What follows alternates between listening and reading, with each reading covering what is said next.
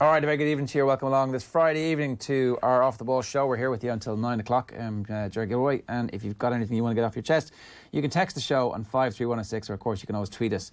We're at Off the Ball on Twitter. We will, of course, be talking more about the Irish football team over the coming days after the victory last night and previewing the game against Denmark. John O'Shea was on with the lads on OTB AM this morning. If you missed that, you can get it back wherever you get your podcast. The best place really to get your podcast these days is offtheball.com/podcasts, or indeed on the Go Loud app. Massive drama in the NFL last night as Myles Garrett of the Cleveland Browns attacked Mason Rudolph, the Steelers quarterback, with his own helmet. Battered him across the head with it. Cian Tracey is going to join us in studio later on to assess the fallout from that and the rest of the season as well. Going to preview the weekend's rugby with Cian Tracey of the Indo in a few minutes. The European Champions Cup is back. It's live here on Off the Ball tomorrow. Leinster Benetton at the RDS kicks off at 1. Then later on in the afternoon, it's Bath against Ulster at the Rec. They're both live on Saturday on News Talk. And then on Friday Night Racing, our guest this week is Wayne Larson, the jockey. So a very busy show. Before all that, though, a chance to enter tonight's competition.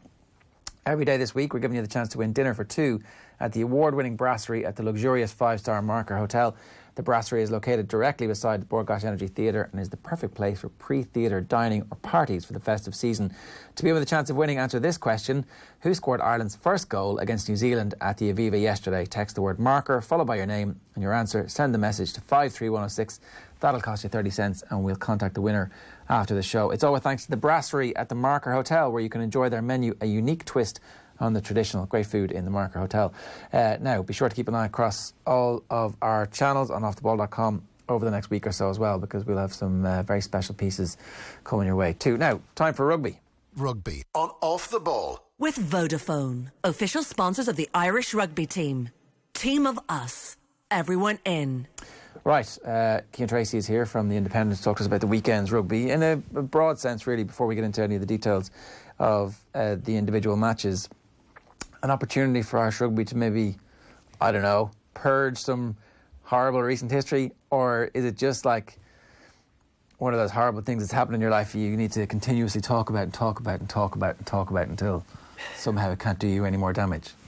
I think in one way it's probably a blessing in disguise that you have the Champions Cup back, but I don't know, certainly from a journalistic point of view and covering it, it is very hard to just forget what happened in the last couple of months, and I think the players will be different. Every player will be different in terms of how he deals with that. I think the guys who were front and centre, maybe the less experienced ones, might find it tougher to get over it, because I'm not sure how you can just switch off and forget that possibly the biggest moment in your career passed you by without firing a shot. But then again, the page quickly turns.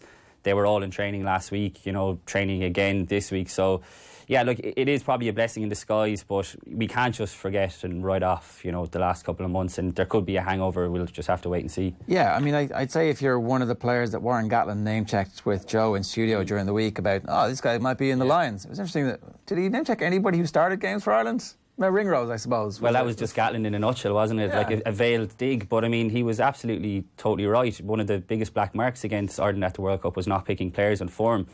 The guys he picked, Joey Carby, Larmour, Andrew Conway, and I think you're dead right if Andrew Conway, who is the form winger and has been the form winger in the country for the last few months, doesn't need any extra motivation. But when you hear Warren Gatland name-checking you for a Lions tour, that can only do wonders. So I think in that sense, for those guys, Rhys Ruddock as well, they're coming back with such a massive point to prove that why they should have been given more of a chance, because, to be fair, they couldn't have done much more in Japan to get that chance. Yeah. What could they have done? Was it just it was written beforehand that you're not going to make it, even though you're tearing up trees, you're killing your direct opponent, you're not dropping the ball, knocking it on like everybody else, you don't have the dropsies? What's going on? I think you have to look at the evidence. I mean, certain players were picked without showing form, and you go back to Rhys Ruddock, and I think Peter O'Mahony would probably be the first to admit he wasn't in form. He didn't have a good year. Rhys Ruddock had his injury problems in the early part of the year. He came back. He was absolutely outstanding for Leinster in the Pro 14 final, and he carried that on into Japan. But there just didn't seem like there was a trust there, in terms of in picking him. And I think Jordan Larmour was the same, and Gatland, when he was talking to Joe, was speaking very highly of Jordan Larmour, and I think everyone from the outside does. But I don't know, it was just when it came to Joe Schmidt, didn't trust him. Maybe it was his age, and it was made to look even more stupid than what it was, because you look at what the All Blacks did, and they basically ripped up their whole backline and picked two rookie wingers, and they came unstuck in the semi-final, but what they did to Ireland was just sensational. And I think that is one of the biggest things that Irish rugby needs to learn now going forward. And it's interesting to look at the Champions Cup teams in terms of players being picked on form, because if we're not going to learn from that now, then when are we? Rory was in during the week, and he made the point that Leinster learned this after, was it the Glasgow game a couple of years ago in Pro 14, where they put the returning international straight back in the team, and the players who'd got them to that point in the season didn't end up getting picked. The game went south, and afterwards they were like, why did the game go south? Well, we didn't pick the players who were in form. We just picked the players who, and maybe it's unfair on the internationals in that it's going to take them a little bit of time to get back into what it is to be a Leinster player in that squad.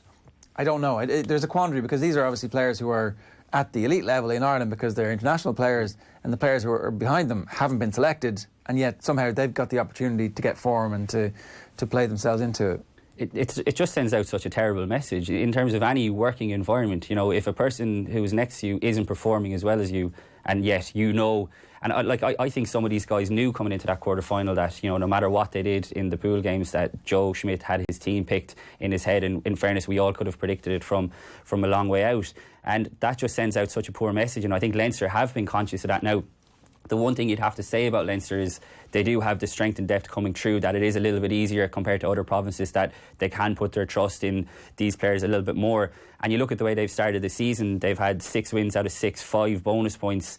And it was interesting to hear Stuart Lancaster talking this week, again getting at that point about picking players on form. He reckons that the gap between these guys who are coming back and the younger guys who are now a season on than what they were last season, that gap has narrowed now, and they can't just disregard what they've been doing, because again, they're young guys, they've been keeping the show on the road, and I think they need to be rewarded for that. Yeah, when you think back to how Matt O'Connor ultimately lost his gig, it was partly to do with the fact that he was complaining about the international system when he knew what the system was when he got there, but it was mainly to do with his inability to win games while the senior internationals were away during the Six Nations. That has not been an issue for this current team.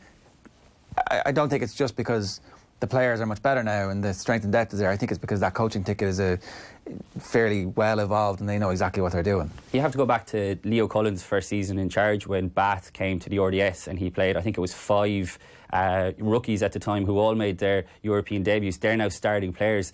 And that was his first season in charge, so you talk about buying into this culture and trying to change the mindset. Leinster did do that, and look, they're reaping the rewards. You're seeing the team that they're playing tomorrow that they've selected. Again, it's easier for them because they have more options, but I think Irish rugby as a whole, and that's going to be one of the biggest challenges for Andy Farrell now, is having that bravery to go with guys and not just on reputation because of what they've done in the past. Because if this year taught us anything, and I was probably as guilty as anyone else, when the form isn't there to suggest that the team are good enough to pull a big performance out of the bag, it's unlikely to happen. And while I think we got caught up in it, probably most as journalists, while we were over the week of the All Blacks game, because we were following that team for 6 weeks, and the week of the All Blacks game, they were genuinely confident. Every single one of them that came out there didn't seem to be any sign of nerves. And you buy into that, whereas I think people at home were more like come on, they're not going to beat this All Blacks team. And where's your evidence for that? Where's your evidence for that? Exactly, and that's the biggest lesson of this year. When there's little evidence to suggest that they're going to pull out a bag, they're probably not. So that is one of the biggest challenges I think facing Andy Farrell. Yeah, I mean, look, there's I don't think anybody minds being wrong when you've made an evidence-based conclusion or prediction, and then the team suddenly shocks you with a performance from nowhere. We should be beyond, in all of our sports culture in Ireland, given how we understand the evolution of the football team. When you see how teams have evolved in GAA and the rugby team, you can't just be going, well, out of nowhere, all of a sudden, we're going to beat the All Blacks because we did it 18 months ago or a year ago or whatever that was, as opposed to every single piece of evidence in the build-up to that was that we were nowhere near that standard anymore. Yeah, we were hopeless romantics, really, weren't we? Yeah, exactly. And sure, look... Story of our lives. I suppose it's part of the Irish culture. Yeah. For this competition, then, I'm still not buying the Saracens. We're not that into this. We've got this other thing that we need to do. This is the only trophy that they have a realistic... Well, sorry, this is the Cup in England, but this is the biggest trophy they have an opportunity to win. They're the defending champions. Their strength and depth is amazing. They're clearly going to be okay with that 35 points because they're so far ahead of everybody else, barring some weird injury scenario, which maybe happens post-World Cup. But I think they are still to be reckoned with as a force in this competition, irrespective of the team they've picked this weekend. I also think that Leinster are probably a better team this year than they were last year, because that the point you made earlier, those younger players who are coming through are a year older, are a year more seasoned, and we are going to see some players emerge into our consciousness. So apart from those two, is there anybody else who are legitimate contenders for this entire competition?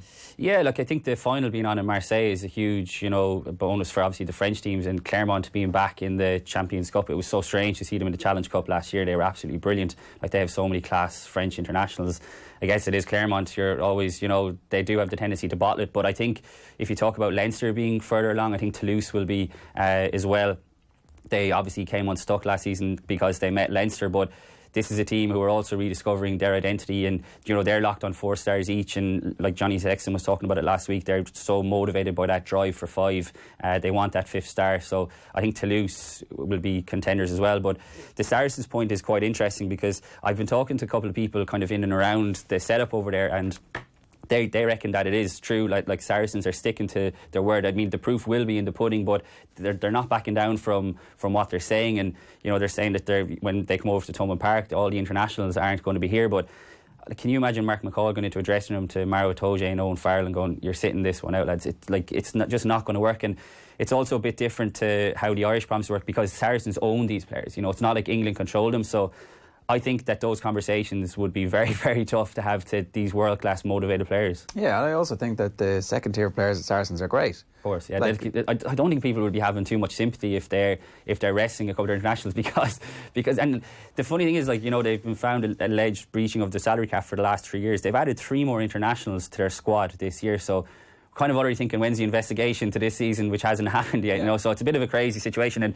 it does put a blight next to the Champions Cup before we even start that we're talking about this, because even at the launch last week they didn't even turn up. It looked terrible, the reigning champions not showing up. So it'll be interesting to see, but it definitely has a little bit of an asterisk next to it already. Look, if they're true to their word and they play a weekend team throughout the whole competition, there's still a chance that they finish well in their pool, because Racing aren't going great guns. Ospreys, as we know, are a bit of a disaster at the moment. So it's really the games against Munster that they would only need to put the good teams in. Yeah, and that it's going to come down to that, the back-to-backs. They're obviously going to Paris this weekend.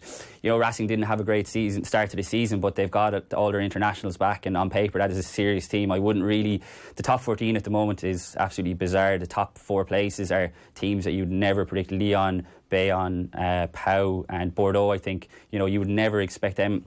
And in the chasing pack, they're all coming, you know what I mean? Their players are filtering back now. They've had players all around the world at the World Cup, so I wouldn't read too much into Racing's domestic form. I think they'll be very, very strong, and particularly at the U Arena, they're very hard to beat there because of everything that throws up. OK, if Saracens do play their B team, then everybody else should try and hockey them and keep running up the score. Don't be subbing off players and none of that stuff. Hockey them, annihilate them. I'll believe that when I see it, a team hockeying, any of these teams hockeying Saracens. I'll believe it when I see it, but I'm like you, I'm still very sceptical that they're going to not go for this, because look at the squad they've, look at the players they have. Let's talk a little bit about Connacht, because this is a big it's a big couple of seasons for them, really. As we've seen the announcement with Varadkar's down there and saying, OK, we are going to absolutely put some money into this to fix the sports grounds. They need to fix the sports grounds, and again, talking about it during the week, it's like their training facilities aren't something that are attracting overseas talent to come. Oh wow, you've already got an amazing setup here.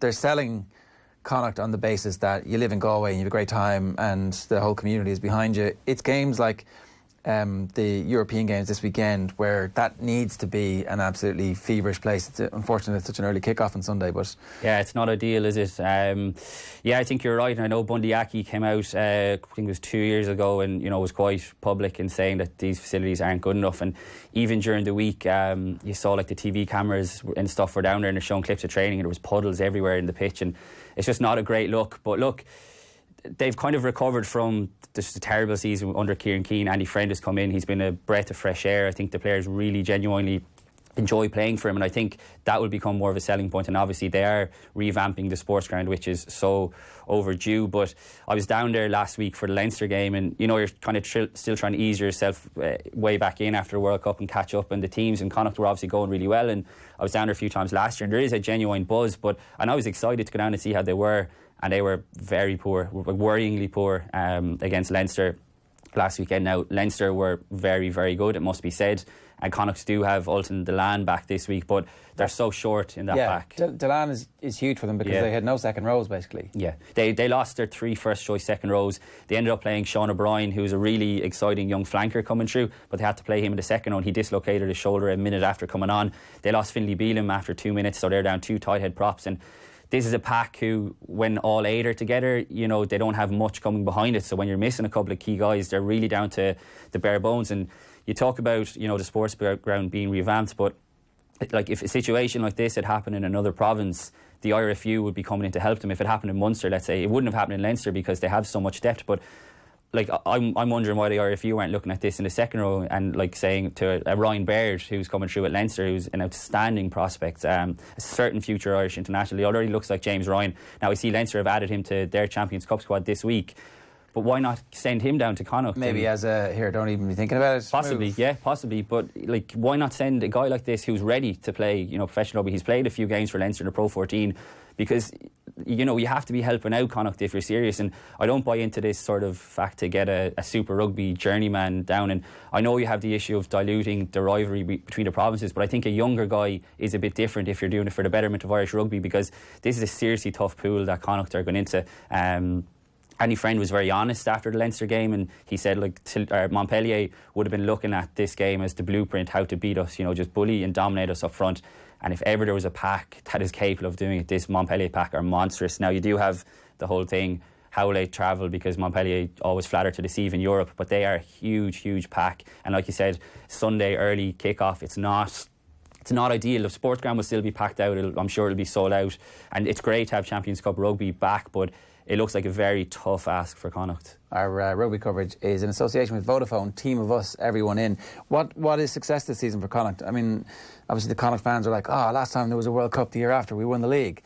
Unlikely to happen this year. I think everybody else has kind of managed things a little bit better, and they're probably not as far ahead they're probably not at the end of the cycle with Andy Friend as they were at that stage with that current coach and Pat Lam. Yeah, it's only his second season. They don't I don't think any Connacht fans would disagree that they don't have the depth to challenge on both fronts. And while it is great to be back in the Champions Cup and everyone wants to be there, you sometimes wonder if they're better off just focusing on the Pro 14, you know, and try and give that a proper rattle. They've started really well. I think last week was a big wake-up call in terms of where they are in the grand scheme of things, because that wasn't even Leinster, you know, with their full team. So I think in terms of a successful season, I think they've got to be challenging for a playoff space in the Pro 14, and you know, getting out of their pool would be a great achievement. Will it happen? I'm not sure. That Toulouse team, like I said, I think are going to be thereabouts come May to challenge. And in Gloucester, you know, are massively improving as well. They've got a lot of big South Africans as well. So I don't think this pool really suits Connacht. But then again, if they get a result against Montpellier, you know, they're going to Toulouse next weekend, which is not great. You ask for it starts. I guess at least they're at home this weekend, but it looks like a daunting enough pool. OK, we should talk a little bit about Munster. Earlier on this morning on OTBAM, Ronan O'Gara joined us. Talk turned to the 10 situation and Conor Murray as a potential replacement if there's an injury to Tyler Blendall at the weekend. That popped up, and here's what happened.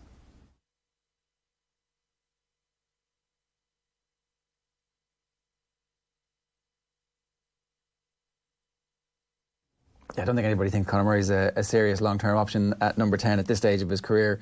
I'm really keen to see how well Tyler Blendall plays over a period of time, because I wouldn't be terribly surprised if he establishes himself as the 10 over a period of time, and then suddenly it's like, Joey Carberry's back. Maybe he can play somewhere else. Maybe we can get him on the ball all the time at 12 or 15 or who knows. This Joey Carberry thing at fullback just isn't going away, is it? Look, my own personal opinion on that is, if that was the case, he would have stayed with Leinster and that they would have seen him as that. I think Joey Carberry is a 10. I think he's going to be playing 10. Leinster did see him as that. Joe Schmidt didn't see him as that. They did, but he sees himself as a 10. And I think, you know, you're looking at the next World Cup. I think all things being equal, if he can stay fit, you're going to be your starting 10. But what if Blendall's really good? Because he is really good. He's just never had an opportunity to show it. He's had a few opportunities in big games in Heineken Cup semi-finals. I remember against Saracens. Look, But coming back after I think the one thing you have to say about Tyler Blaine, I was actually in Limerick this week. I'd never met the guy. He's been here a few years. I'd actually never met him, and he's a really impressive character. To come back from one neck injury is incredible. To come back from two is just actually remarkable. You wonder, and I was asking him, is it even really worth it? He's got a young family and stuff, but fair play to him. I think he's 29 now. You feel like it's now or never for him, because in fairness, he wouldn't be playing if JJ Hanrahan was fit. JJ Hanrahan has started the season really well, and there's a few players coming through as well. So, yeah, I don't think it weakens Munster severely, especially going to the Ospreys. He is a class player, and this is a guy who captained the New Zealand under-20s. He was seen as Dan Carter's, replacement at the Crusaders. Now, a lot has happened in those few years. He's had really bad neck injuries, but they speak so highly of him behind the scenes. All the time he was out injured, he was actually helping on the coaching side and video analysis. He actually reminds me a bit of Felix Jones. So there's that possibility for him, yeah. The way they talk about Tyler Blaine on now is how people were talking about Felix Jones when he was involved in that setup, because he obviously had his injury problems as well, but he was constantly there, trying to learn in terms of coaching. So, yeah, it'll be interesting. I think he'll be helped, obviously, by having Conor Murray next to him, but the one thing I think you want to see him do is sort of stamp his authority on the game and control it. You saw last week him creating a try for Andrew Conway. It was sensational, and he is capable of those moments, but it's when the game is in the melting pot, and it might not happen this weekend against the Ospreys. Munster will be hoping that it doesn't come to that, but you want to see him controlling the ball, playing the corners, and probably haven't seen enough of that from him yet, but there is still time. What is the Stephen Larkham blueprint, and when do we begin to see it unfurl? Is that an 18-month project? Do we see it straight away? I think we're starting to see signs of it already. I think the one thing about getting a coach like Stephen Larkham, because there was some suggestion that when Felix Jones was in last season coaching the attack, he wasn't really doing a whole lot of it because Johan van Graan was doing a lot of the attack, and he comes from the school of thought of Heineken Meyer, who's actually just been stepped down from Stade Francais. And apparently, Paul O'Connell got out of there because he didn't have control over what he was doing. So my point is, Van Graan learned everything he knows from Heineken Meyer back in the Blues in South Africa. And I think maybe he was trying to control too much last season, and then Felix Jones maybe got a bit fed up with that too. So getting a coach like Larkham, he was never going to come in and accept, that he's coming in, that this is my attack, I'm having full control. And I think we're starting to see signs of that. I mentioned Andrew Conway's try. While it wasn't a set-piece move, I think, Andrew Conway, if you watch him track his run about how far he came across the pitch, he wasn't afraid to get out of his system. In Ireland, you're expected to sort of, to stay in your role, whereas that's a guy who's hungry, he's looking to get on the ball, targeting the back and the inside of the ruck. I thought it was really clever, and just from talking to a few players and a few people behind the scenes, the one thing that he's come in straight away, he hasn't come in and tried to rip up the script, immediately. He wants to put a big focus on skills, and in fairness, that's been Munster's downfall in the last couple of years. When they've gotten to the business end of the season, their skills have just let them down, and that goes from 1 to 15. You see how Leinster do it, even when they scored that try against Connacht, the first one last week. It was the front row all combining. That's the targets that Munster need to set for all of their players, and it's getting people comfortable on the ball. And you see even Mike Haley is becoming more involved at first receiver from fullback. We didn't see a whole lot of him in that role, and that was something he was doing at Sale. So I think it will take time. Of course it will take time, but I think the early signs are definitely encouraging. Okay, and in terms of the forwards, because obviously they've got it's been talked about a lot less, because I guess people just assumed the Munster forward pack was grand, and it was actually at the level that it needed to be, but it probably wasn't. It probably needed to step up a little bit. It probably needs to step up a little bit if they're not to be semi-finalists, if they're going to be winners of a competition, either this one or the league. David, you coaching Ticket in there as well, driving them. So how's that going so far? But he's only been in, a couple of weeks. He obviously came in later. It was Graham Rowntree because he was with Georgia at the World Cup.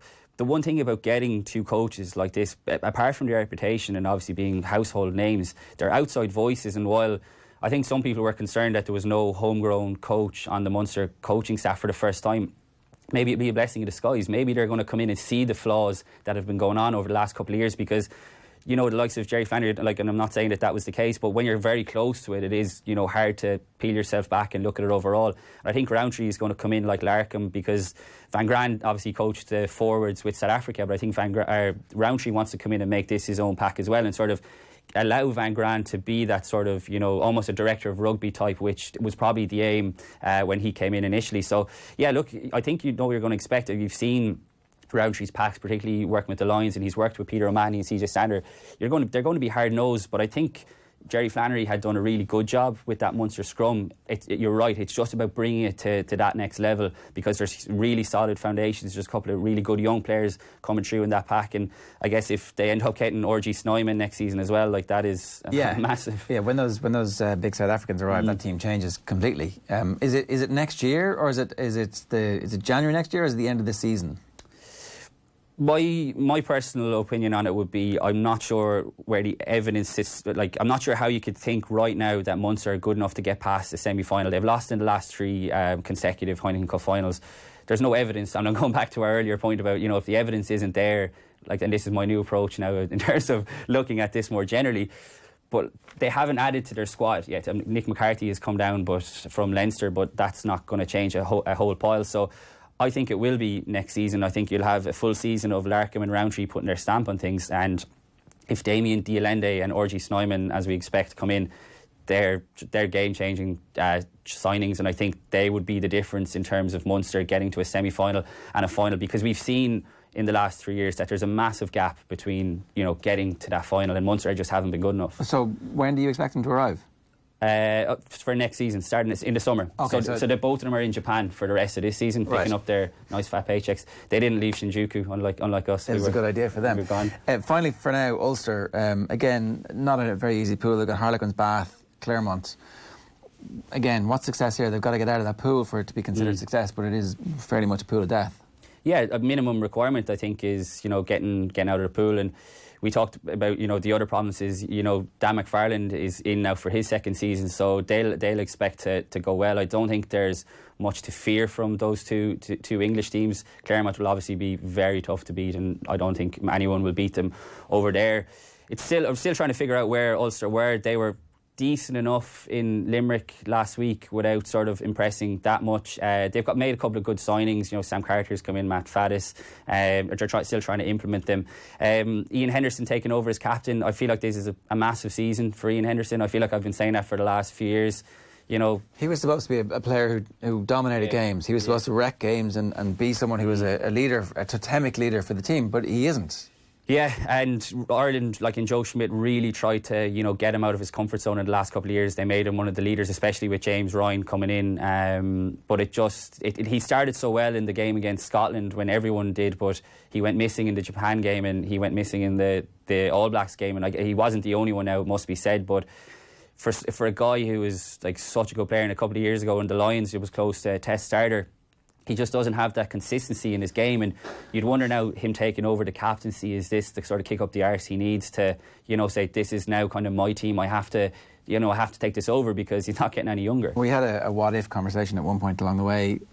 What if they decided when he was younger that actually his best position was 6, and that we were going to try and have one of those giant back rows? The issue was that we had loads. We were festooned with back rows and we had no second rows. We were trying to engineer second rows from 6s, but actually in the international game, if he was a 6 and he was a third giant who had that ability in broken field, who had that ability to make tackles, obviously it's too late now in this stage of his career, but I wonder now if we could all go back, spool the clock back 10 years and go, well, okay, turns out when it comes to it in the World Cup quarterfinals, we're not going to be festooned with back row options, and you, my son, are going to end up being one of the best 6s that we've ever seen. Yeah, it's a fair point, but I still think we've seen enough of Ian Henderson over the last few years, and he should have been good enough, I think, to be that second. Okay, he's not the monster that the Springboks have, but then again, who does?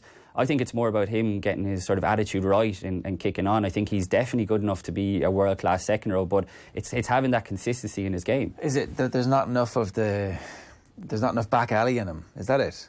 I think so. I think you would like to see a bit more of an aggression and a bit more of a dog in him. And I think at Ulster, a lot of the time there's a huge reliance put on him when things aren't going well, and they've brought in Sam Carter now, an Australian, and we'll wait and see how good he is. But you'd hope that other guys are going to shoulder this responsibility. Rob Herring is coming into his own as a leader as well, because if it's not all expected on him, then I guess that pressure that's not on his shoulders, he might be able to thrive in it, because he is such a class player. Yeah. All right, Cian, enjoy it this weekend. Thanks a million. Cheers, sir. As I said, 2 live games for you on Off the Ball on Saturday on News Talk. The first one is the Leinster Benetton game.